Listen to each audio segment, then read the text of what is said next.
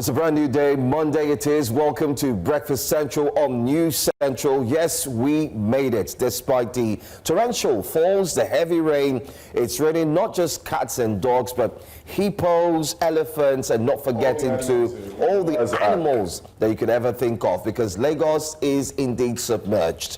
But we hope that when there's a recess, the waters will indeed, go away. But then again, welcome to Breakfast Central. I am Joe Hansen. And I'm Benga Bora, reaching you from a rainy Lagos this beautiful Monday morning, the start of the brand new week, the first week of August, I believe. And a lot is going on over the weekend. Massive announcements were made, so many things happening in politics. And we're here to dissect and give you all the information you need here on Breakfast Central. So sit back, relax, and grab a cup of coffee, tea, whatever beverage you want to start your day with, and join us on Breakfast Central. Like usual tradition, again, Nigerians were the best. Young Nigerians are making us proud week in, week out. So let's give it up for the Tigress.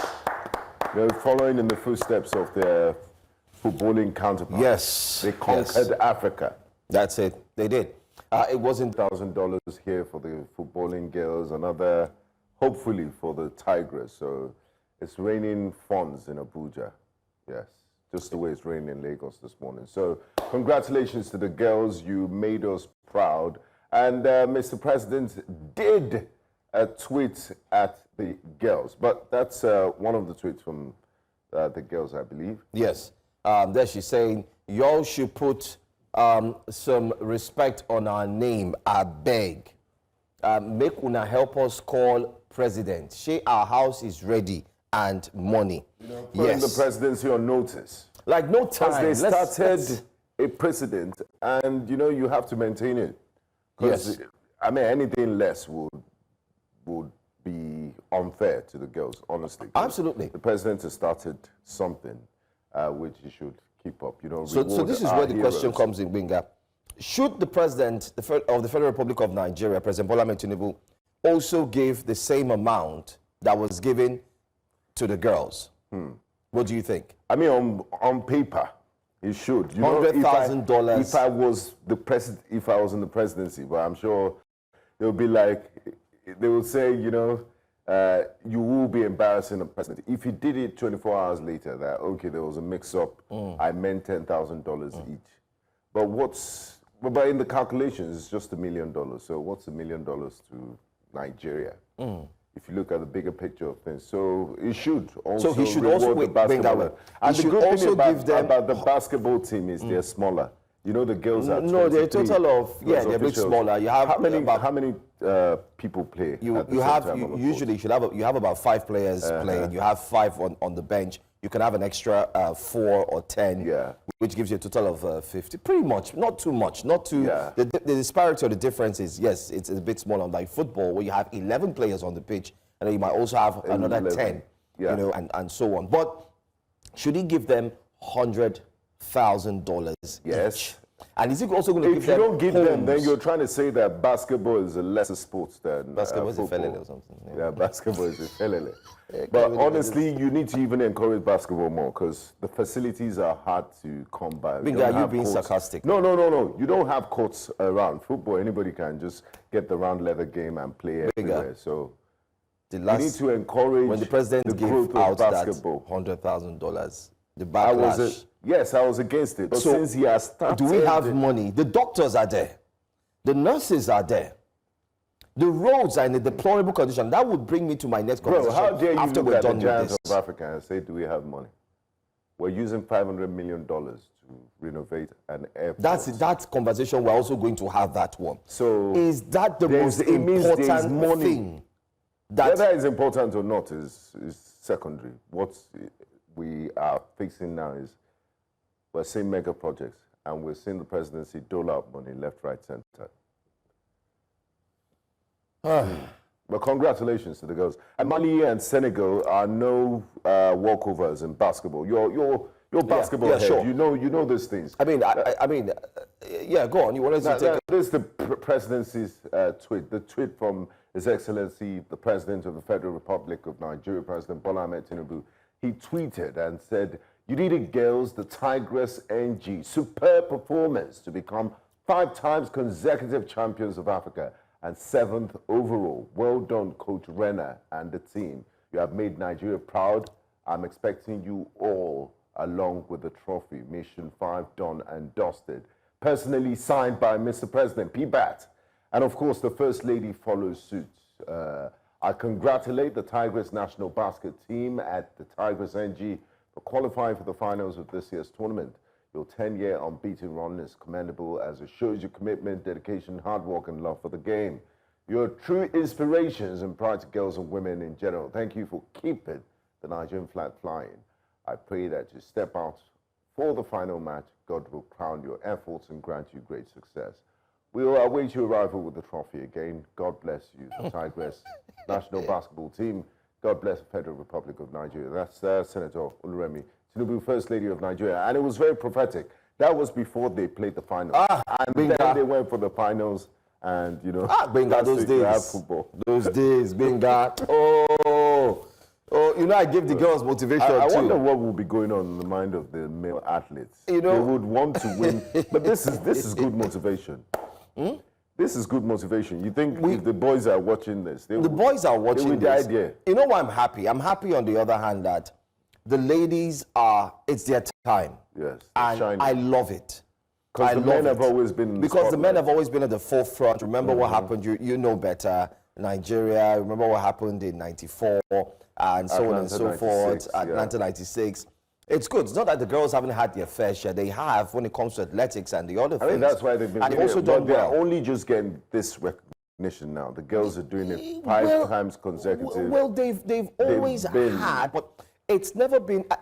I like what you just said now, because the question again is, why is it that the recognition is not becoming louder compared to what it was? Because they won it the first time, second time, third time, fourth time, and the fifth. Is the recognition getting louder, or is the money That is where I'm going to. So it's becoming louder now because of the time we find ourselves. One, the economic challenges. Two, have you seen that even politics has gone even inside what we call sports? Is now, it used to be known to hobnob each other. They used to, whether you like it or not. Remember when the Super Eagles did win? Of course, the president will welcome them, and promise them, and so on and so forth. But this time, it's a bit louder because I think I would give credit to the advent of social media.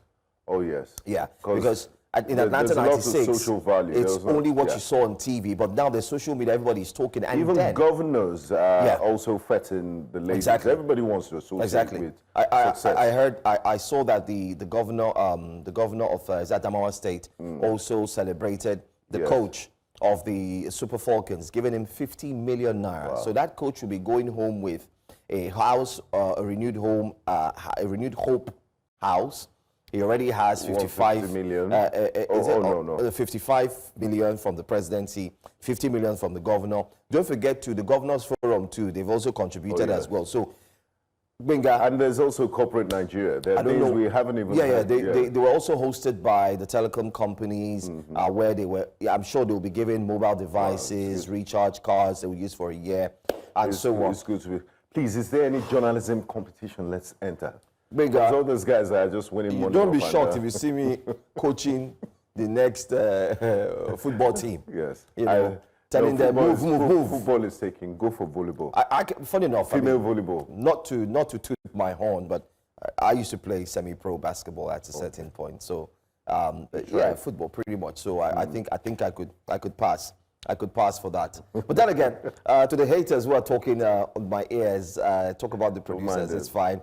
Don't hate the player. We used to say hate the game. All right, that's haters fine. Gonna hate, potatoes gonna potato. That's it. That's it. Well, congratulations to Super Falcons. Congratulations to the Tigress. But let's see if the Tigress will receive exactly what the president did give to the Super Falcons and what this will mean for Nigerians. Hey, because the conversations will become so much that people are waiting. Everybody's waiting to see.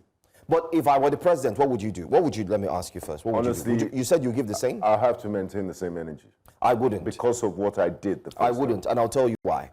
But there will be backlash. You know, regardless of what he does. If you're an there will advisor be to the president, backlash. what would you tell him? I'll tell him to maintain the status quo. I will tell him not to. And the reason? The Super Falcons, 10 years.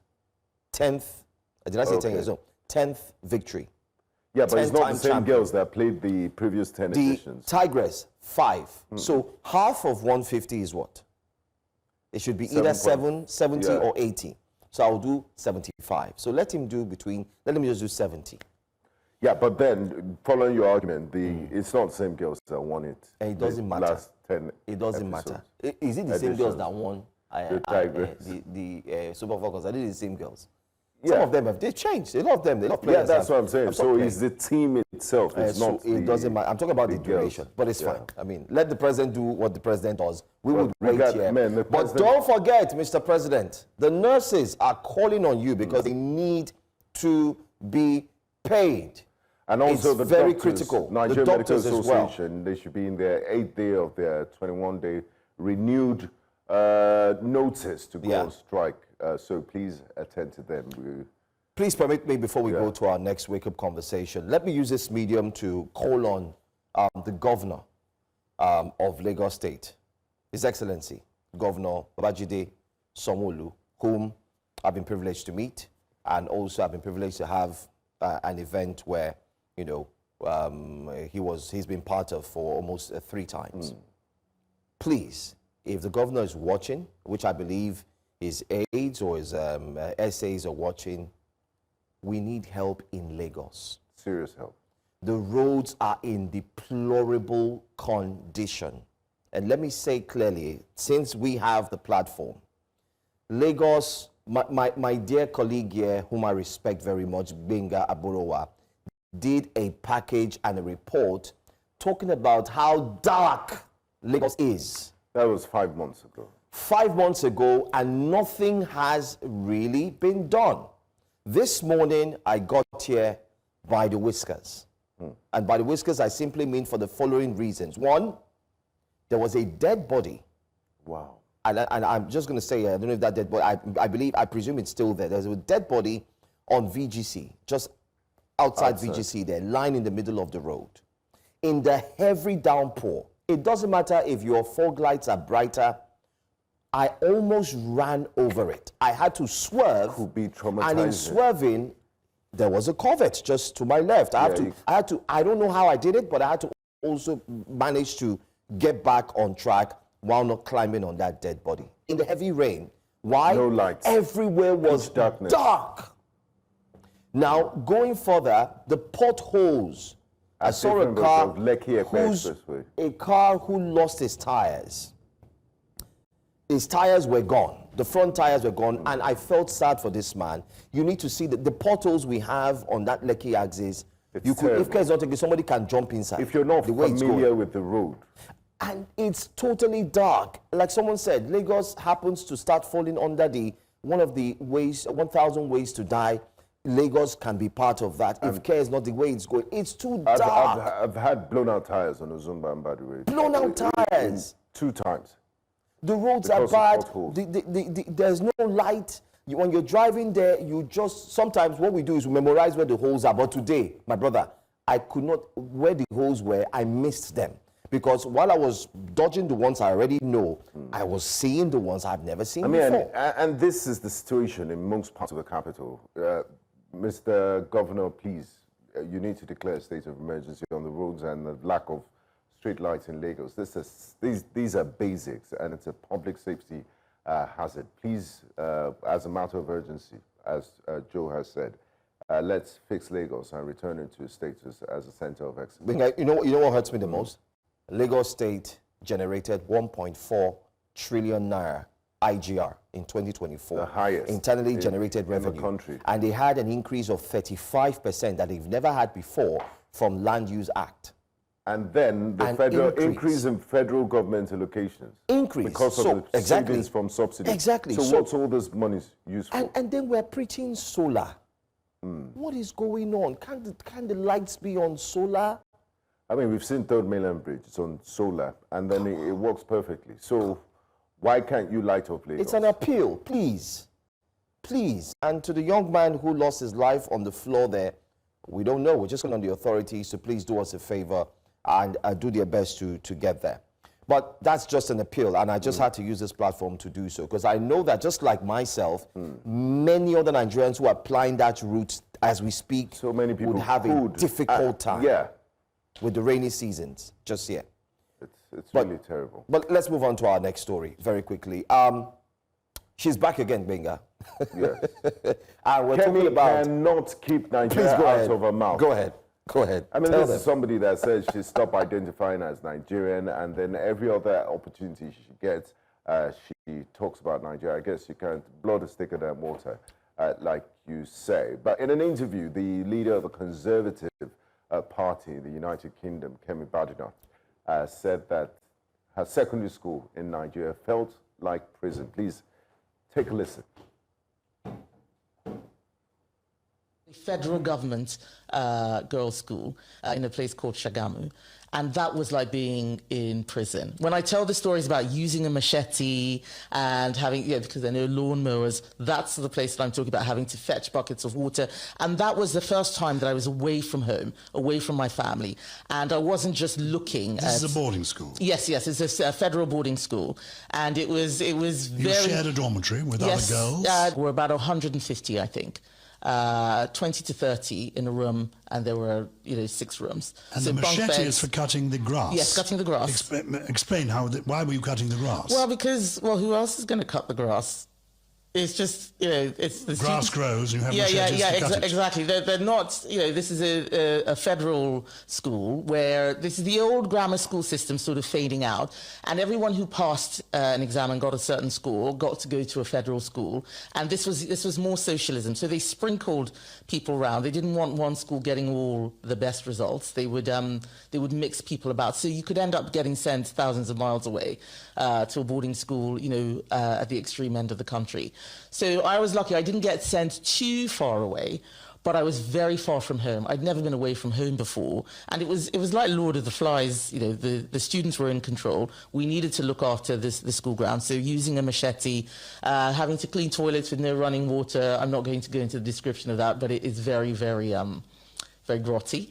And so that was when I talk about the hardship. It's often being in that school, but I still always carry with me that understanding that you never know where you're going to end up. That's it, the leader of the Conservative Party in the United Kingdom, Kemi Badenoch, sharing not so fond memories of life in secondary school in Nigeria. I believe after she left Federal Government Girls College in Shagamu, she proceeded to the International School of University of Lagos International School, ISL, and that must have been a better experience. But, I mean, reactions have been pouring in left, right, and center. So many people are slating her for still never having anything positive to say about Nigeria. And others are saying, she has the agency to tell her story, and that a lot of Nigerians are living in trauma, that truly some of those secondary schools are highly dysfunctional, and we should not be celebrating suffering at this level. Children should not be cutting grass with machetes. You should employ people with lawn mowers to cut the grass. That's right. Let's take some reactions very quickly before we come back to the studio. Dolakbo, a classic, says, she's doing too much at this point. Some of us also attended boarding house schools in Ogun State, and all of these realities shaped us for better, actually, even though it was really a traumatic experience. But the true and genuine ex-boarding house students saw them as part of our building. Kemi, it's enough. Just calm down. But for real, our government needs to do better, especially in our academic sector. Prissy says, this comment section shows how much we have normalized dysfunction in this country. You went through the same traumatic situation and you are okay with not talking about it. Doesn't mean someone else shouldn't tell a story. There's nothing pleasant about a child having to go through all of that. Another reaction there says, I totally understand Kemi's point. Back in my school days, we had to clear grass, sweep classrooms, and do similar chores. If you arrived late, you'd be assigned a patch of land to weed as punishment. We did it. But looking back, it wasn't right. We were there to learn, not to be used for manual labor. I completely agree with Kemi on this. Our schools in Nigeria need to do better. And the comments, final one. Devil in the details says, deep down he's laughing at her because he would have experienced some hardships going to school himself. Any old white person in England would tell how harsh and tough school was in the 60s and 70s for them. Even the 80s teachers were beating kids with rulers. Well, you do have a point if you go through the history a bit, and then you'd find out what the educational system was like, especially in the United Kingdom. But then again, Olive joins us live on Breakfast Central, looking all olive, but this time not. You know, celebrating the tigress. Yes. Yes. I'd rather You're joining them to Aso Villa, right? The land is great. Well, you know, I would have loved to, but because of the peculiarities of our show and the work that is needed here, you know, it's great when you turn on the TV and you see these two men, and then you also tell management to invest in a private jet so you can hop in and hop back. That's a very valid. That's a very. And if you look at it, really, what's really $100,000 when you're doing a great job? Yeah, you don't need that, do you? Please don't shake me from you. Congratulations to the Tigress for making us proud, and thank you for, you know, holding the fort. Basketball is as important as football, and I'm sure that you will get all the celebration that you deserve, and we'll continue to talk about that. But now let's come to, excuse me, Kemi Badenoch. There's so many things very interesting. You can own your truth and tell your story without having to demean, denigrate another.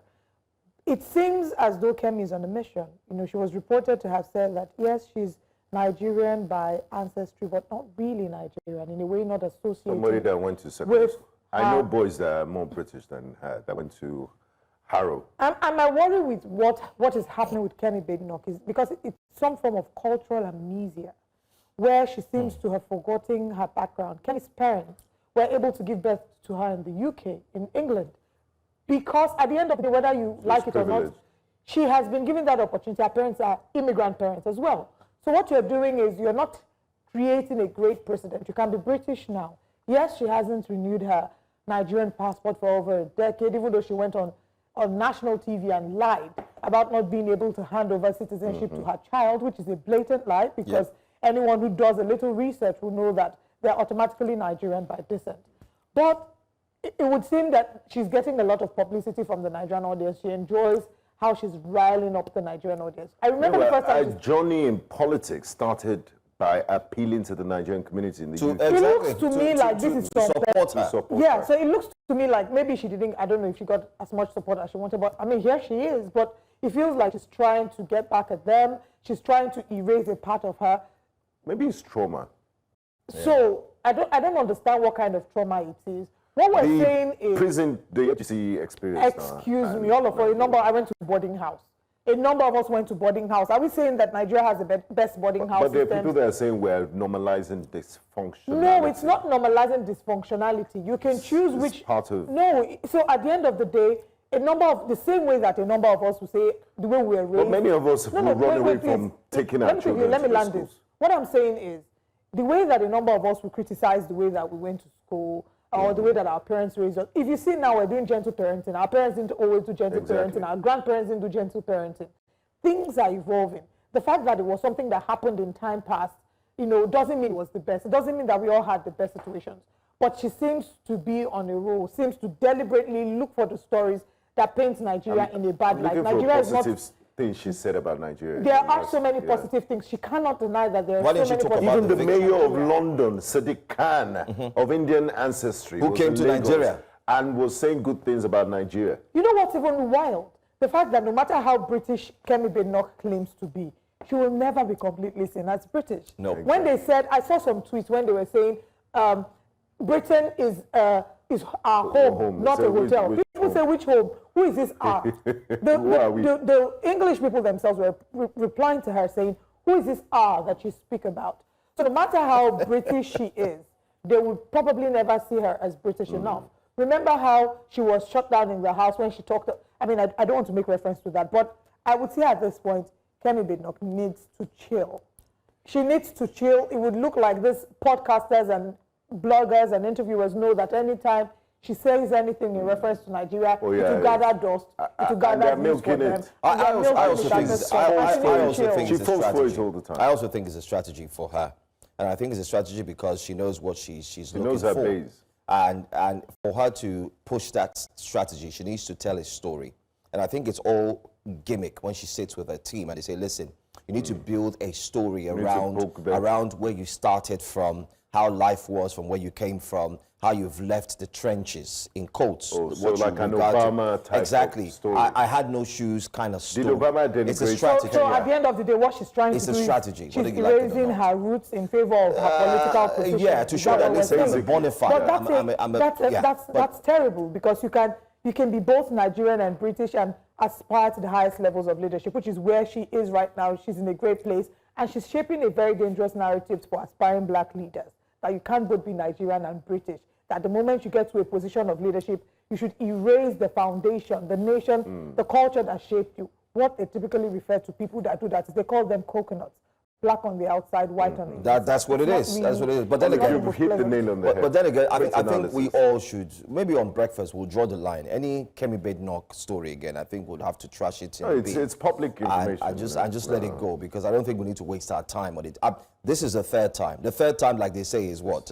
And I think she's proving to us that I saw someone on X who said she's having a cultural identity crisis. Oh yeah, but like I said, I think we had time to talk about the boarding school experience and what needs to change and how much it has shaped your character and who you are today. Yes. I happened to go to, I went to a very extreme boarding school. I went to Nigerian military school, Zaria, a full military school. We wore uniforms to class every day. I was there for 2 years. When I couldn't take it anymore, I had to jump ship and told my dad I want to go to civilian school, please. This military career, I don't do anymore. She's complaining about cutting grass. We did more than that. We rode in mud, but it was part of shaping us. And I'm thankful for the friends and the families I made as boys. Last year we celebrated 25 years since we graduated. So the thing is not to normalize brutality and not to normalize children not being prioritized in the education space and, normalizing manual labor.